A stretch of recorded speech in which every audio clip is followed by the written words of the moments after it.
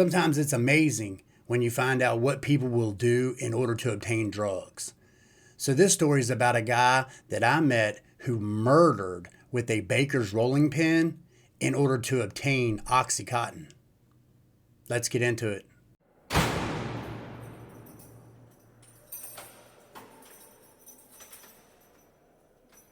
So in 2004, I had to do a year at my local jail.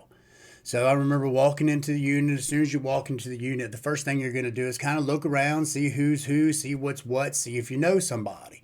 So I was lucky enough to come in and actually know this kid named Mike that I had been in with before, known him for probably 5 or 10 years. And, when you come in, you're going to talk to these people and you're going to figure out who's who and what's what and who to talk to, who not to talk to, because hopefully these people are going to point out the scumbags immediately, tell you who's like you don't want to deal with. So one of the first people he points out to me is this guy named Chris Steele. Now, he wasn't pointing this guy out because he was somebody not to deal with. He was pointing him out because he was somebody not to fuck with. And there's a big difference there. You know what I'm saying? So Chris ends up inviting me to sit at the table with them to eat. You know what I mean? There's 4 or 5 people that'll sit at a round table with your breakfast, lunch, and dinner in order for you to eat. So he invites me to sit at the table, man. I'm like, yeah, I need a place to eat, sure. So I start sitting with this dude. And I probably hung out and sat there for probably 9 months that I was there. But I'd say probably 2 or 3 months into it, me and Chris started getting a little bit closer. Now, all he ever did was watch TV. Like, he slept till 12 o'clock. He got up and ate lunch. And then he put his chair and his towel right in front of the TV. And he held that TV down till lockdown at 11 o'clock at night. And if you wanted to watch anything on the TV, you kind of had to ask Chris if you were going to be able to watch anything on that TV, because he ran the TV and nobody questioned it. So he was like 4 cells down from me on the tier. And I remember he used to get out of his cell all the time. Like, the door would latch, and if you put something in that hole to keep that from latching, and then you just held the door, you know what I mean, when the guards was gone, he would open up the cell. So every day at count time, which was like 4 or 5 o'clock, there was a radio show that came on. Can't remember what it was, but it would play some type of music that we liked, and me and him both liked Metallica. So when Metallica would come on, we'd be yelling, "Hey, Chris, hey, Jamie," rah, because this was on the radio. But sometimes he would come out of his cell and I would look out my window, bro, and it's on lockdown, and this dude's standing outside of my cell with his headphones on, just jamming outside of my window, because he was just a crazy dude. I found out also that he also had a corner cell, which was the same cell that I was in at this point when me and him were talking, and he was down in the middle where he couldn't do this again. But when he was in that cell, there's a metal door that has these 2 little latches that goes up. And if you kick that door over, you can get the door off. Now, the reason the door's there is because they have to get into the toilet and the shower that's behind that wall that's on the outside of your cell, obviously. So we learned to kick those things off, and then we would make wine in there. Because, they wouldn't come in there and search. They would search a room, but they wouldn't go back in there because they had no idea that you could get in there. Chris got the idea that he was going to get in there and escape. So he started getting back in there during lockdowns and shit like that, and was trying to dig away at this concrete and metal that he was probably never going to get through.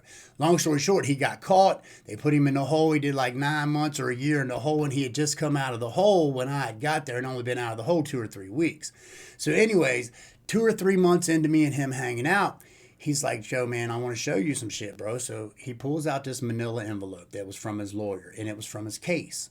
So it had all this paperwork in it, and it had pictures in it, dude. And when I tell you these pictures were the most brutal thing I've ever seen, and knowing that it was true shit, not some movie, not some video that you watched, you know what I'm saying? This was the person that did this, and these pictures were a bloody friggin' insanity. Like, I just couldn't believe that this dude that I had been talking to and chilling with could do what these pictures showed him to do. So as I'm thinking about this whole story, man, and telling y'all the story, I wanted to look up some things on Chris. So I want to show you a few things that I found on the internet real quick. Okay, so as you can see here, this was April 23rd, 2004, which was when I was there at the jail, was 2004 with him. And it says, a Warrington area construction worker went on trial for his life yesterday, accused of killing a friend with a baker's rolling pin and a kitchen knife. tying up the man's wife so he could steal her Oxycontin. So the person who had the pills in this story was the wife. Her name was Massey Andrews, okay? So it says here she was not in court yesterday because she lost her right leg in the mid-1990s as a result of a car accident 3 years earlier. She took painkillers by prescription, and she sold the Oxycontin to Steele and her friends. So she started out selling these pills to the friends, and then eventually Chris and them obviously ran out of money. So now they have the idea that they're going to go ahead and rob these people, dude. So I thought that was pretty crazy. He was the first person in this area to ever kill anyone in order to obtain Oxycontin, and he did it with a friggin' baker's rolling pin, bro. So here's the second one that I found here that has the craziest parts in it of all, man. So this was the craziest part to me right here. Lynn argued in court that Steele went to the couple's Warrington home that Thursday, knowing that that was the regular day that Massey Andrews picked up her prescription at the local pharmacy.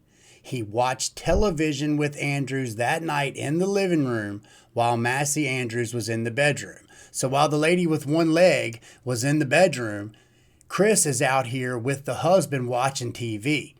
And then as the husband nods off, Steele grabbed the rolling pin from the kitchen and hid it underneath the couch pillow. And then when Andrews fell asleep, he hit him over the head twice with a baker's rolling pin, of all things. I thought that was so crazy. And then this part right here really killed it, man. Then Steele slit Andrews' throat and stabbed him 2 or 3 times so brutally that the large knife broke and the blade went somewhere across the room. Yeah, man, this was just so crazy for me to, and at this point, it's like really when I've looked this up, like back then, man, this was just a flowing thing. It was somebody that you was moving through that I knew I had to get to the end of this bid. And he didn't seem like a bad guy, man. I think a lot of this goes to show that these drugs, man, can do a lot to change a person completely. And I know from personal experience what it did to me. Like the person sitting here today is nowhere near the person that used to rob, steal, and like hurt people and did not care. You know what I mean? I just didn't care. And this dude right here got to the point that he was willing to murder. That right there blows my mind. I could never get to that point. I don't think that I would kill someone. Like I would rather be sick. I would rather rob, steal, or go to jail and get off of dope before I want to go to jail forever for killing someone, because like he still had to come off the dope, bro. Like he still had to go to jail. He still had to come off the dope. All the sickness that he was trying to avoid by murdering someone didn't help anything. It only made things worse. It also says in the article too, man, which makes a lot of sense to me now that I think about it, that Chris wanted to be put to death. Like he wanted to be killed for what he did.